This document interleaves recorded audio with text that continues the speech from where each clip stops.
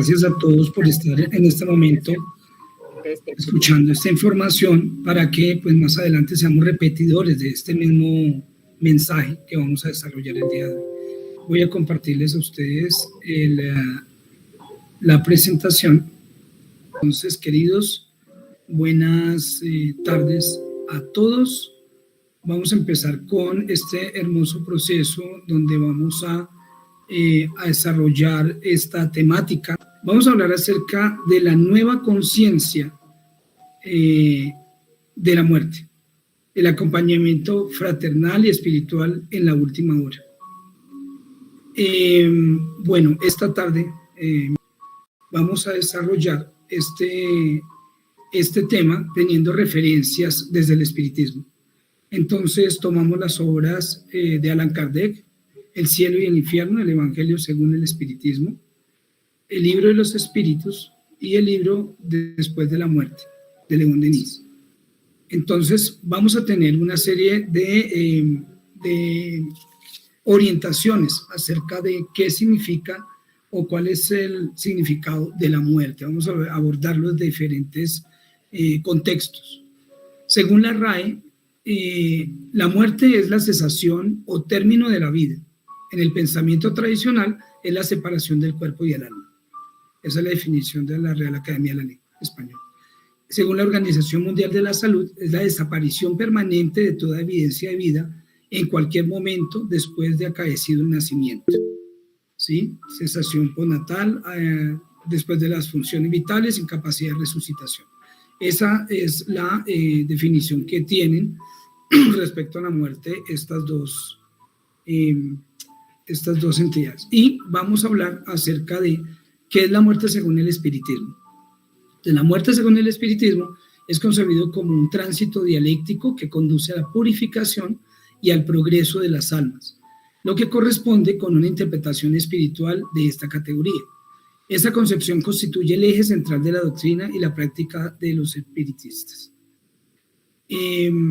Entonces, ya teniendo esta definición de qué es la muerte, vamos en este momento a revisar en la antigüedad qué diferentes abordajes se hicieron acerca de la relación de la muerte y la espiritualidad. Entonces, en la antigüedad hay muchas culturas, pero hay dos que fueron mucho más concisas con este tipo, digamos, de procesos y de registros, en donde describen la importancia de prepararse para este momento de la muerte. En Egipto tenemos el libro de los muertos, fue una serie de escritos y grabados y además procedimientos en donde se hacía un reconocimiento del estado de conciencia del ser humano cuando hacía este tránsito de la vida a este plano.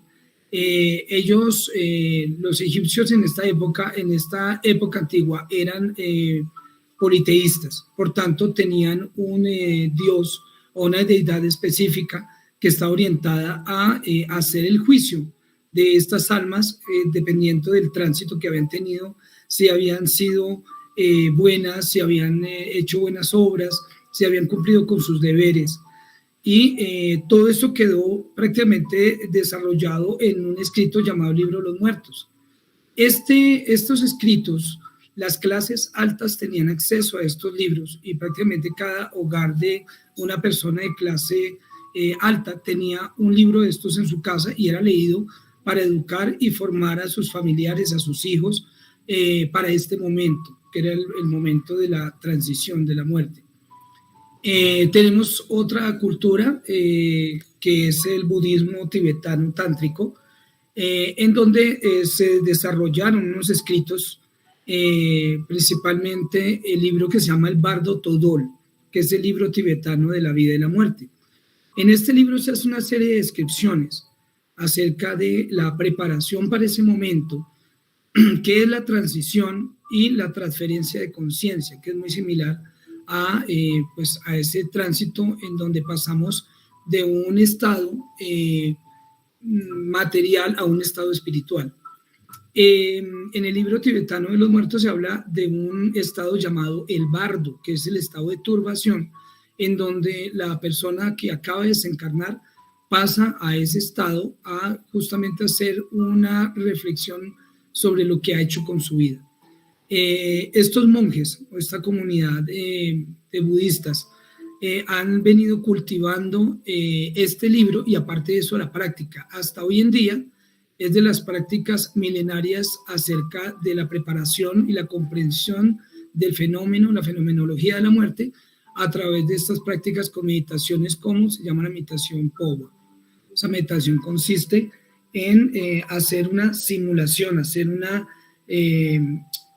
ponerse en el lugar del momento de la muerte y hacer todo el proceso de desarrollar perdón, soltar, liberarse para poder estar preparados cuando llegue el momento de desencarnar. La muerte es concebida en Oriente como un paso más. Es un proceso que se viene desarrollando desde una educación que se da desde muy temprana. La muerte es una certeza en Oriente, en culturas del Oriente, y es un paso más en la vida, ¿sí? En Occidente tenemos la muerte como un tema tabú, con un pensamiento mágico, con un pensamiento que se oculta, con un pensamiento en el cual nosotros nos resistimos a aceptar que vamos a tener ese tipo de proceso, vamos a llegar a ese aprendizaje.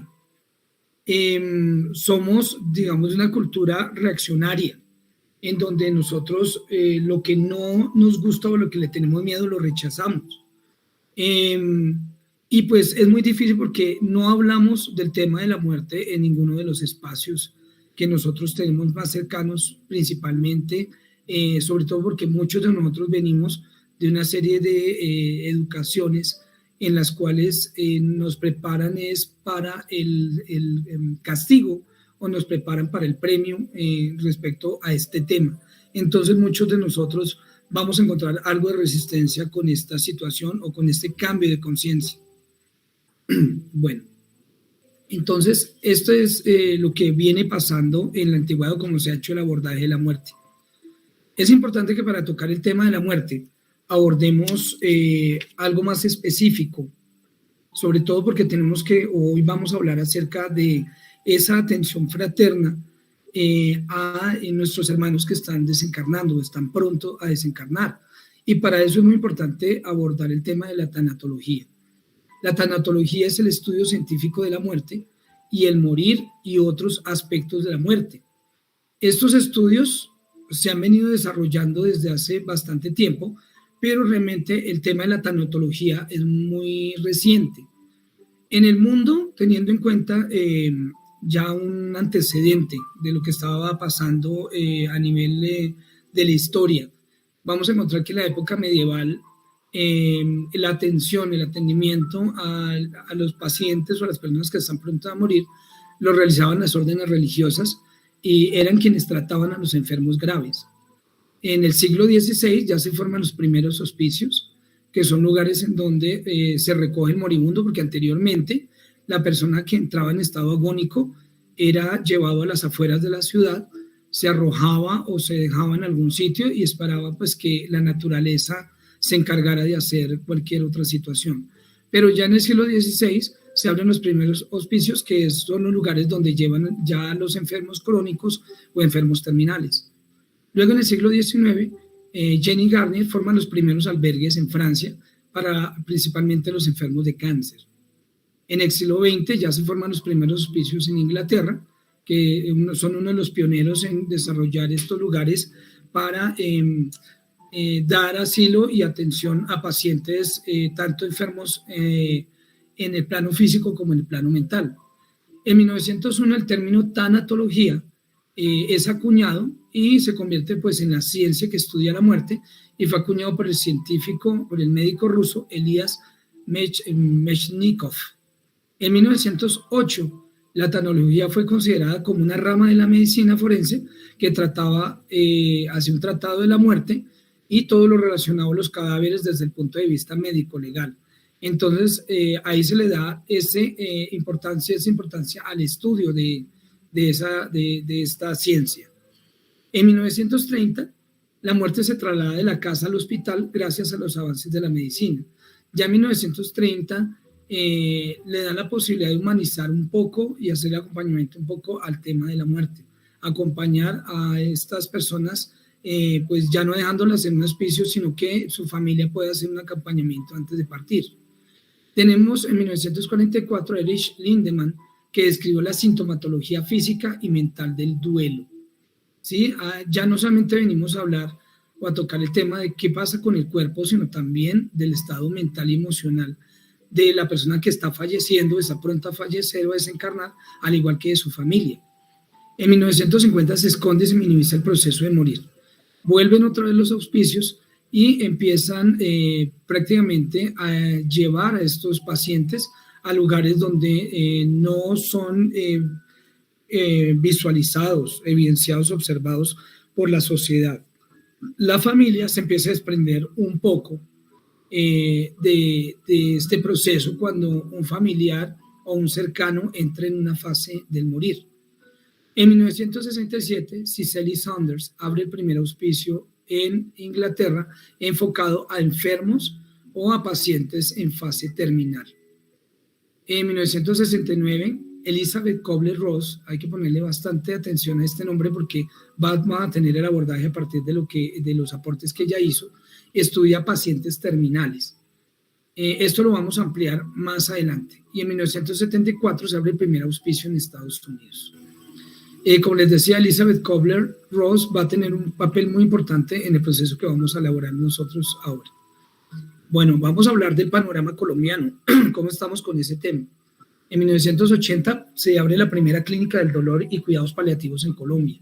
En el 87, la Fundación Omega, que queda en Bogotá, abre apoyo a cuidadores y familiares de pacientes que se encuentran prontos a desencarnar. En 1988 se introdujo el concepto de paliativos a través de la Fundación La Viga, que fue el primer auspicio en Colombia, que fue un hogar día en Cali.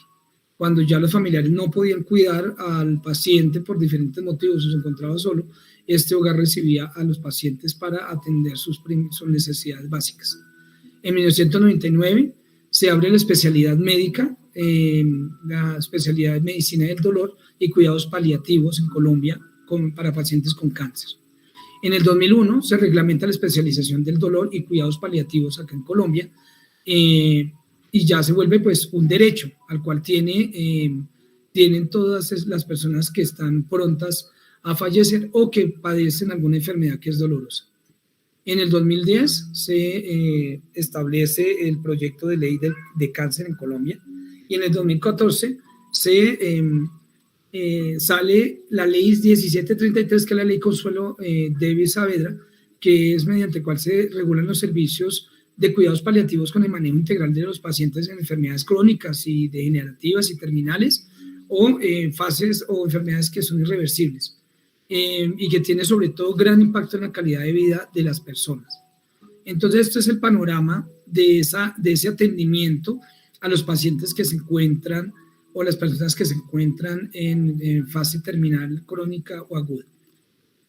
Bueno, hacemos un abordaje desde la tanatología a través de la autora Elizabeth Kubler-Ross. Esta mujer es alemana. Ella en 1969 escribe diferentes libros, hace el abordaje del estudio de las enfermedades terminales y principalmente del paciente terminal, de cómo atender ese paciente terminal. Elizabeth Kubler fue médico, pero se especializó principalmente en psiquiatría y trabajó mucho en la posguerra. Estuvo trabajando con pacientes, sobre todo del plano psiquiátrico inicialmente, que venían con trastornos o padecimientos posguerra. Entonces se interesó bastante, ya no eran estos hospicios donde abandonaban o tiraban al paciente, sino que también se encargaba de hacer una atención, un acompañamiento emocional y también espiritual a los pacientes y escucharlos, que era lo que no hacían el personal de salud en esa época. Prácticamente ella hizo ese abordaje en el plano de la salud mental a los olvidados hospitalarios. Luego ya, cuando empezó a hacer estos estudios, tuvo bastante opositores y hacen un traslado de ella hacia un hospital de pacientes terminales de cáncer y otros padecimientos, y ella decide trabajar con estos pacientes. cómo trabajaba ella, se acercaba, se sentaba con ellos, los tomaba de la mano, los miraba a los ojos, empezaba a escucharlos acerca de qué situaciones les complicaban, se le complicaban, qué le dolía, qué miedos tenían. Entonces empezó a hacer ese primer acercamiento y humanizar el trato que se le da a una persona que se encuentra en esta fase. Luego, pues ella empezó a trabajar escribiendo y haciendo publicaciones, a lo cual las comunidades científicas y médicas se escandalizaron bastante y empezaron a atacarla, a acusarla de morbosa, porque después el tema de la muerte es bastante complejo y la gente prefería en Occidente ocultar esta temática. Entonces fue bastante importante el inicio que ella empezó a hacer, ya que a través de lo que ella escuchaba de los pacientes, logró realizar este estudio de las etapas del duelo de Kubler-Ross. Es muy común ver esto en redes sociales, lo hemos visto bastante con respecto al manejo del duelo, y pues ahí tenemos el tema de las etapas de ese duelo. Entonces vamos a tener, o ella pues clasifica ese duelo en 5 etapas. La primera etapa, esta etapa lo hace ella desde el paciente en fase terminal. Pero pues ya después nosotros lo adaptamos a diferentes situaciones de la vida, diferentes duelos. Siempre que hay una pérdida emocional, material, siempre va a haber un duelo y pues generalmente, aunque esto no se amolde, no se ciña a todos, pues puede darnos una orientación de cómo entender el duelo. Primero tenemos una fase de negación. El paciente terminal entra en esa fase, evita, se siente confundido, eufórico, se conmociona y se llena de miedo. Después tenemos una fase de ira, donde se va a sentir el frustrado, irritado y con mucha ansiedad. Luego vamos a llegar a una zona valle, que es la negociación, que son los esfuerzos por encontrar un sentido a la vida o encontrar un sentido a lo que le está pasando, el para qué. Es una fase que también nos lleva a pedir ayuda y también nos lleva a contar nuestra historia. Luego vamos a tener una fase de depresión, en donde el paciente se siente agobiado, se siente impotente, se puede poner hostil y va a tener una lucha o una resistencia muy fuerte. Y por último viene la aceptación, que es la exploración de opciones. ¿Sí? ¿Qué opciones tiene o qué opciones le quedan? También planes que se pueden adaptar a la nueva situación que está viviendo él, desde la cercanía a la muerte o de pronto ya una discapacidad o una limitación con lo que va a pasar, y luego seguir adelante hacia donde va el proceso que va a desarrollar o va a vivir.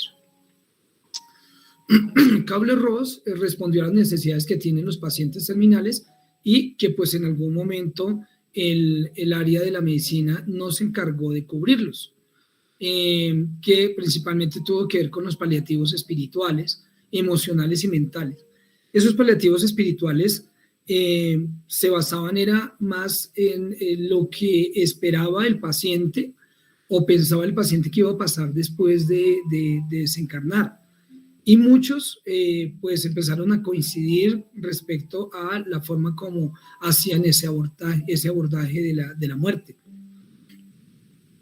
Desde la tanatología y los cuidados paliativos, cuando nosotros hacemos un acercamiento, un apoyo, un atendimiento fraterno hacia una persona que está pronta a desencarnar o que se encuentra en un sufrimiento en algún área de su salud o de su vida, esto le va a ayudar a manejar el dolor. Hablar de lo que le pasa a la persona le va a ayudar a manejar el dolor. A nivel legal, le va a ayudar también a a dejar arreglados los asuntos, a ordenar todo antes de partir. Legalmente es importante que pues nosotros como cuidadores, familiares, parejas o pues digamos los diferentes roles que tenemos cercanos a una persona que se encuentra en una fase de estas, pues escucharla, qué opina de la donación de órganos, si quiere pasar por una situación de estas y donar algo de su cuerpo y firmar, dejar algún permiso, si da permiso de ser resucitado en el caso de que tenga algún proceso de muerte y que pues no quiera ser resucitado, a través digamos de las diferentes técnicas que hay para tener una persona en coma. También hablar de la disposición de sus restos o qué quiere que pase con sus bienes o qué quiere que ocurra con su familia o este tipo de situaciones que lo pueden preocupar. Todo esto se hace para ordenar todo antes de partir. Poder partir sin culpas y poder partir sin remordimientos. A veces ese estado de agonía en la cual la persona padece bastante se debe a que la persona siente que tiene cosas todavía por hacer y que hay asuntos pendientes. También hay que tener en cuenta que pues nosotros en este momento que estamos haciendo este proceso de tener conciencia acerca de la muerte, una nueva conciencia, no percibirla desde un punto de vista solamente desde el fatalismo, sino también abordarlo desde la esperanza y desde la humanización de esta fase y el reconocimiento, pues es importante que reconozcamos los beneficios de hablar sobre la muerte, de los beneficios de hablar con el paciente que vamos a atender y también sobre hablar de esto con nuestra familia, con nuestros padres, abuelos o personas que se encuentren en algún momento en una fase difícil de su vida. Desde la psicología positiva, estos son los beneficios que se plantean. El desarrollo de una conciencia de la muerte, o sea, no desde el fatalismo, sino abordarlo como un hecho orgánico y natural en la vida. Reconocer que somos finitos como cuerpos.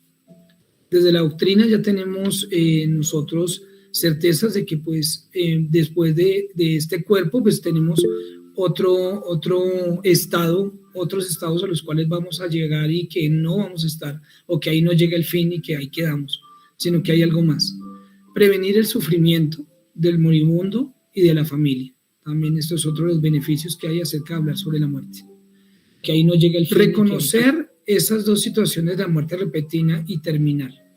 ¿Qué diferencia hay y qué acercamiento? Sabes que en una muerte repentina, si uno no ha hecho esta reflexión, pues realmente va a ser muy difícil saber o tener en cuenta la opinión o cuál era la postura de la persona que fallece repentinamente respecto a los aspectos anteriores que nosotros hablamos. Que si lo hubiera hecho en algún momento, hubiera hablado de una manera amplia y sin miedo, pues la familia ya le quitaríamos a nuestra familia esa carga de pues estar pensando qué hubiéramos querido hacer o disponer con nuestros bienes o con nuestros restos. Y pues digamos la ventaja que hay cuando una persona pasa por una situación en la cual puede llegar una fase más allá y puede ser acompañado por su familia o pues puede llegar a desencarnar teniendo en cuenta que va a tener un poco más de tiempo. También los beneficios, pues es importante hablar de esos detalles antes de partir, preguntarles a nuestros familiares, porque eso va a ayudar a educarnos a nosotros. También es importante hablar de la muerte porque ayuda a educar a otros, principalmente los que vienen tras de nosotros, acerca del abordaje de la muerte. Va a ayudar a reducir el miedo, tanto de la persona que está pronta a desencarnar como de la familia. Y esto también nos va a ayudar a hablar por la muerte, nos va a ayudar a transitar a una mejor transición, a una mejor muerte. Entonces, estos son los beneficios que tenemos. Bueno, yo quiero hacer un pequeño abordaje y es desde la experiencia personal. Decidí apostar a abrir esta fundación en la cual hago el acompañamiento a algunos pacientes en estas fases, después de una experiencia que tuve cuando estuve en la clínica Juan N. Corpas. Estuve en la época cuando el VIH fue bastante fuerte en Colombia y los hospitales no querían atender a estos pacientes. Entonces, la Secretaría de Salud de esa época abre un programa que se llama PES, que es el programa, se llamaba, o le decía a la gente programa especial, pero realmente PES significaba programa de enfermos de SIDA. Yo empecé a hacer acompañamiento a estos pacientes para hacer la promoción de la salud y prevención de la enfermedad y pues tuve que acompañar a muchos pacientes en esa última fase. Hablaba bastante con ellos, no sabía por qué el mundo espiritual me había puesto en esa tarea, me había puesto este reto y pues realmente cuando empecé a abordar esta conferencia me di cuenta de que todo esto era para llegar a hacer esta educación, humanizar ese último momento, ¿sí? Y también ser más conscientes nosotros de que pues vamos para ese proceso más adelante y debemos prepararnos. Estos son 5 arrepentimientos muy constantes de un paciente terminal. Si uno habla con con la mayoría de ellos, esto es lo que nos van a decir. Primero, que trabajaron bastante y que no disfrutaron de su vida por estar trabajando y todo el tiempo poniendo por delante el trabajo, la materialidad, los lujos, la posición social, el ego, antes que disfrutar la vida. Haber descuidado sus vínculos afectivos, dejar de compartir con sus hijos, con su pareja, con un amigo, dejar de visitar a sus familiares, haber cultivado nuevos amigos, haberse limitado emocionalmente. Es otro de los arrepentimientos que ellos pueden empezar a tener y que ojalá pues no lleguemos nosotros a tener más adelante, si hacemos una conciencia en este momento de esa etapa. No haber expresado sus emociones, haberse guardado las cosas por soberbia, por inseguridad, por falta de confianza, por no darle importancia a lo que sentían. Otra de los arrepentimientos es no permitirse ser más felices, haberse limitado en la felicidad. Y por último, haberse limitado por dinero u otras distracciones. Lo que no comieron, lo que no consumieron, lo que era importante lo dejamos para un lado y no lo abordamos. Entonces esto es muy común en las personas que nosotros como espíritas vamos a atender, ¿sí? Son cosas que debemos aprender a hablar con ellos. La conciencia de la muerte nos ayuda a vivir una vida más plena, vivir la vida sin arrepentimientos. Cuando somos conscientes de esta fase, nosotros vamos a vivir nuestra vida como si fuera cada día el último día. Y para poder hacer digamos, tipo de abordaje, pues es importante ser conscientes de esta fase por la cual todos los seres humanos y todos los seres biológicos vamos a pasar por este proceso. En el libro de Después de la muerte de Leon Denis, encontramos unos apartes que quise traer acá para tener una reflexión un poco más profunda desde el plano espiritual. La muerte es la gran reveladora. En las horas de prueba, cuando todo se oscurece en torno nuestro, nos hemos preguntado a veces por qué he nacido, por qué no he permanecido en la noche profunda, allí donde no se siente, donde no se padece, donde se duerme con eterno sueño. Y en aquellas horas de duda y de angustia, una voz se eleva y llegaba hasta nosotros, diciéndonos: sufre para engrandecerte y purificarte. Entonces, en algunos instantes es importante tener en cuenta de que tenemos puntos de referencia para poder entender un poco más esta etapa que tiene que ver con la muerte. Otro de los apartes que tenemos en este libro, sabes que tu destino es grande, esta tierra fría no será tu sepulcro, los mundos que brillan en los cielos son tus futuras moradas, la herencia que Dios te reserva. Eres para siempre ciudadano del universo, perteneces a los siglos pasados como a los venideros, y a la hora presente estás preparando tu elevación. Aquí nos está haciendo un llamado justamente a reconocer que no solamente transitamos o vivimos en este mundo finito, en este mundo limitado. Nosotros debemos tener en cuenta que vivimos en un mundo que tiene muchas leyes naturales, y pues vamos a tener muchas limitaciones acá, pero en el plano espiritual no hay tantas leyes, y eso nos va a permitir transitar de una manera justamente más libre, más consciente, más serena. En esta parte, en el capítulo 30, en la cuarta parte del libro, tenemos la última hora. En la última hora tenemos unas preguntas que pues son bastante importantes y nos ayudan a trascender un poco el tema de la muerte. En esta última hora, ¿qué sucede a la hora de la muerte y cómo se desprende el espíritu de su cárcel de carne? ¿Qué impresiones, qué sensaciones le esperan en este temido instante? Y pues partiendo de estas dos preguntas, pues esto es lo que todos tenemos interés en conocer.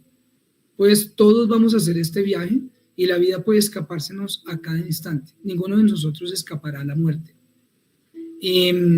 Este tema de qué sucede a la hora de la muerte y cómo se desprende, es importante tener en cuenta de que tenemos algunos referentes en los libros de doctrina espírita, principalmente este libro, Después de la muerte. Es importante que ustedes hagan un abordaje y lo puedan leer. Es un libro que nos va a aclarar mucho respecto a este tema. Son dudas porque realmente cuando uno hace ese tránsito, pues no vuelve de ese tránsito. Realmente es muy difícil escuchar a la persona o saber de qué trata, pero el mundo espiritual se ha encargado a través de los mensajes que hemos tenido a partir de las sesiones mediúnicas y todos estos libros que hemos recolectado y tenido en el transcurso del tiempo respecto a lo que Kardec hizo con los médiums a través de estos libros para entender de qué trata o qué va a pasar o qué ocurre después de que se rasga este velo de lo material. En la última hora tenemos también acá unos párrafos que pues, son bastante inspiradores y nos pueden ayudar también a comprender un poco más este fenómeno. Y es dolorosa y llena de angustias para unos. La muerte no es para otros más que un dulce sueño seguido de delicioso despertar. El desprendimiento es pronto, el pasaje fácil para el que se ha despegado con anticipación de las cosas de este mundo, que aspira a los bienes espirituales y ha llenado sus deberes. Hay por el contrario lucha y agonía prolongada en el espíritu apegado a la tierra, que solo ha conocido los goces materiales y ha descuidado prepararse para la partida.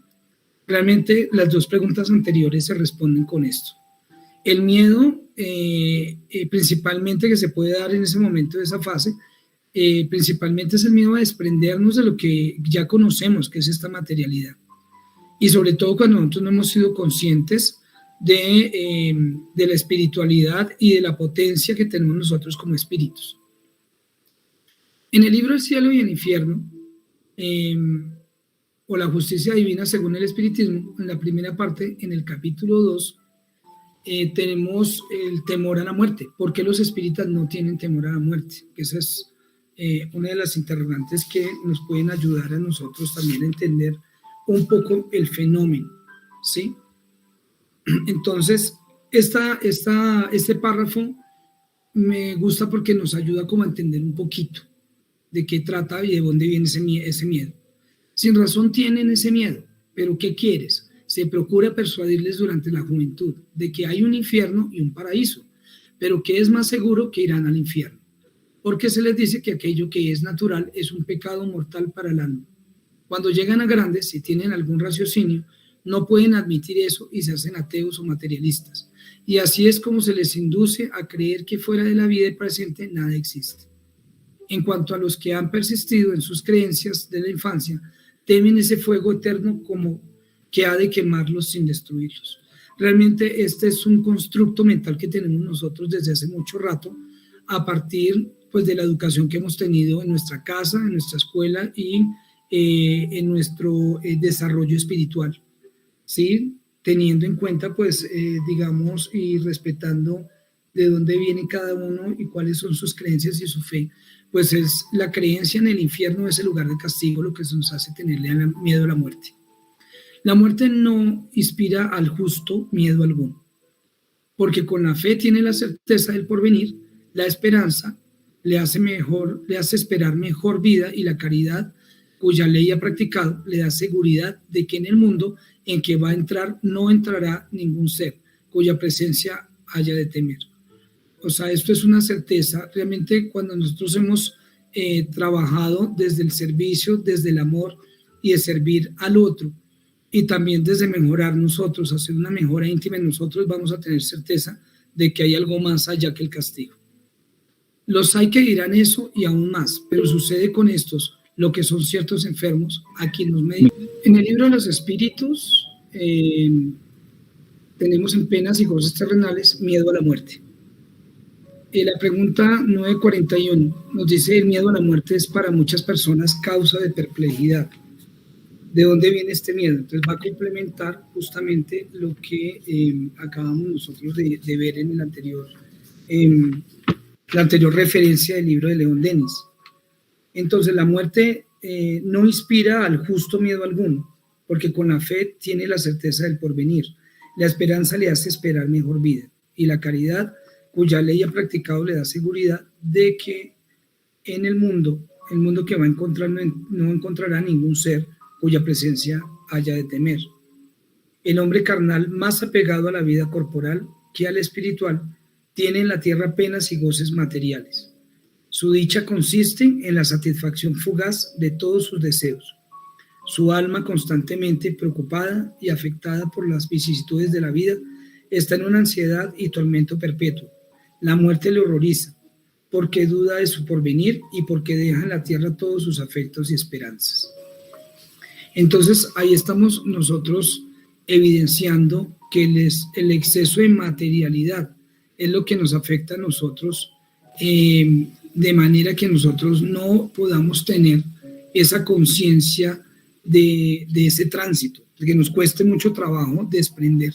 Al igual cuando hacemos ese atendimiento, ese acompañamiento a la persona que está pronta a fallecer, de pronto podemos ver en esa persona una serie de sentimientos o situaciones que le pueden bloquear el libre tránsito o la aceptación de esa nueva faceta o ese nuevo estado en el cual se va a encontrar. Entonces es importante hacer este tipo de reconocimiento que a veces la materialidad, el exceso de materialidad nos puede afectar. Ahora vamos a hablar del tránsito, que es esa fase cuando ya empezamos a hacer ya el desprendimiento. No se excluyen por la confianza en la vida futura los temores del tránsito de esta vida a la otra. Muchos no temen la muerte por el hecho de morirse, lo que temen es el momento de la transición. Esta transición se habla de una transferencia de conciencia. Pasamos de una conciencia del mundo material a una del mundo espiritual. Y ahí es donde viene un interrogante bastante importante con las personas que están prontas a este proceso. ¿Se sufre o no se sufre en el tránsito? ¿Qué pasa después de que una persona desencarna? ¿Hay sufrimiento o qué es lo que va a pasar con esa persona después? El periespíritu es la envoltura fluídica del alma, de la cual no se separa ni antes ni después de la muerte, con la que no forma, por expresarlo así, más que uno, porque no puede concebirse el uno sin el otro. Durante la vida, el fluido periespiritual penetra en el cuerpo en todas sus partes y sirve de vehículo a las sensaciones físicas del alma. Por este intermediario obra también el alma sobre el cuerpo y dirige sus movimientos. Entonces, es importante tener en cuenta pues que para hacer un atendimiento fraterno, más humano, más cercano, y que de verdad tenga el efecto que se está esperando, es importante reconocer que nosotros somos finitos, que nosotros también tenemos que prepararnos para ese momento, pero no desde el fatalismo, sino desde el amor, desde la esperanza de que hay algo más en ese plano y en esa espiritualidad que nos acompaña a nosotros. Ya tenemos a través de las obras de Kardec una certeza a través de los mensajes que han sido recibidos por los medios, a través de los espíritus de luz que han pasado por este proceso y a los cuales se les ha hecho esta serie de preguntas a las cuales ellos han respondido respecto a cuáles son las sensaciones, los temores y dificultades que se dan durante ese tránsito. Para mí fue muy importante tener en cuenta que en el atendimiento a las personas que están en esta fase de transferencia de conciencia, cuando están haciendo esta transición, a veces una de las dificultades que se nos presenta a nosotros es qué hacemos en ese momento, en esa hora, en esa última hora, con el paciente. Y pues casi siempre lo que nosotros tenemos tendencia es a orar. En cualquier cultura, sea cual sea nuestra filosofía de vida, nuestras creencias, siempre vamos a tender a orar. Y algunos de nosotros, pues sí, se les dificulta de pronto hacer este tipo, digamos, de procesos de construir una oración. En el Evangelio según el Espiritismo, en la parte donde están las oraciones, tenemos una oración muy bonita para la persona que está en esa fase de agonía y que tiene dificultades para desprenderse. Pero también es tener en cuenta que en este espacio también se habla acerca de eso, de la agonía, ¿sí? De ese estado cuando la persona se dispone a hacer ese desprendimiento. Nos dice que la agonía es el preludio de la separación del alma y del cuerpo, y se puede decir que en este momento el hombre solo tiene un pie en este mundo y otro fuera de él. Se encuentra, eso es lo que podemos describir nosotros como una transición. Este tránsito es algunas veces penoso para los que están muy ligados a la materia y han vivido más para los bienes de este mundo que para los del otro, o cuya conciencia está agitada por los pesares y remordimientos. En aquellos, por el contrario, cuyos pensamientos se han elevado hacia el infinito y se han desprendido de la materia, los lazos se desatan con más facilidad, y los últimos momentos nada tienen de doloroso. El alma está entonces unida al cuerpo por un hilo, mientras que en la otra posición está unida a él por profundas raíces. De todos modos, la oración ejerce una acción poderosa en el trabajo de la separación. Ahí vamos a ver en Oraciones para los enfermos, en el cielo y el infierno, segunda parte, capítulo 1, el tránsito. Ahí también tenemos otra referencia en donde podemos ver nosotros este tema del atendimiento al paciente que está en esta última hora en su transición. Entonces vemos cómo cuando nosotros nos desprendemos de lo material y empezamos a hacer más conciencia de nosotros y cultivarnos más como personas, vamos a tener una conciencia del desapego principalmente. Pero sí unimos nuestro camino a la materialidad, y no solamente al mundo material, sino también a ciertos compromisos que nosotros pues a veces cargamos de más, culpas, cargas, sentimientos de remordimiento y otras situaciones principalmente pues que hace que nosotros nos sintamos indispensables, ¿no? De qué va a pasar con mi familiar, qué va a pasar con un negocio, una casa o algo si yo no llego a estar.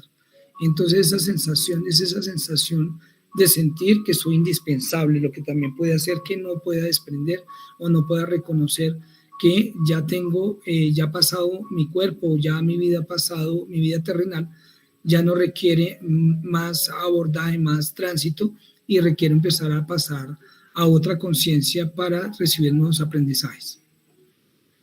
Los invito a que hagamos o pasemos por esta oración, que es importante tenerla en cuenta, nos puede inspirar a nosotros para el atendimiento a una persona que se encuentre en este momento, en esta etapa. Dios Todopoderoso y Misericordioso, aquí tenéis un alma que deja su envoltura terrestre para volver al mundo de los espíritus, su verdadera patria, que pueda entrar allí en paz y que vuestra misericordia se extienda sobre ella.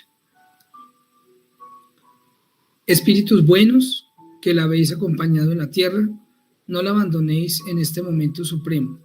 Dadle fuerza para soportar los últimos sufrimientos que debe padecer en la tierra para su adelantamiento futuro. Inspiradle para que consagre el arrepentimiento de sus faltas, los últimos destellos de inteligencia que le restan o que pueden volverle momentáneamente. Dirigid mi pensamiento a fin de que su acción haga menos penosa la separación y que lleve su alma en el momento de dejar la tierra los consuelos de la esperanza. Esto es, sin más, un proceso que podemos desarrollar. Es muy importante acompañarlos a ellos en esta situación a través de, pues cuando no sabemos qué decir, o a veces nos faltan las palabras para poderlo hacerlo de manera más pronta, y es a través de elevar la oración, de elevarnos en oración y entrar en una misma conciencia hacia esa persona que está haciendo ese tránsito. Y aquí es donde surge el compromiso del espírita y su importancia en la asistencia fraterna y el acompañamiento de la última hora. Uno, es compromiso del espírita reconocer y prepararse para este momento y este tránsito. Y vuelvo y lo repito, no desde el fatalismo, sino desde el entendimiento de que pues, somos finitos y que nosotros tenemos un tránsito limitado por este plano, y que todo lo que nosotros tenemos a nivel material, pues simplemente es eso, materia, cosas que se van degradando. El cuerpo puede destruirse, pero la energía no se destruye, sino se transforma y empieza a hacer un tránsito hacia una nueva conciencia. Esa nueva conciencia a la cual tenemos todos que entrar, abrirnos de mente, abrirnos de corazón y de espíritu a esos tránsitos que nosotros debemos desarrollar. Entonces, queridos hermanos, les agradezco mucho. Este era el mensaje y la información que teníamos en Sembradores del Camino y Obreros de la Última Hora, en este proceso tan importante en la vida de un ser humano como es el tránsito del plano físico al plano espiritual. Gracias, queridos, por haber venido y habernos acompañado en este proceso. Gracias.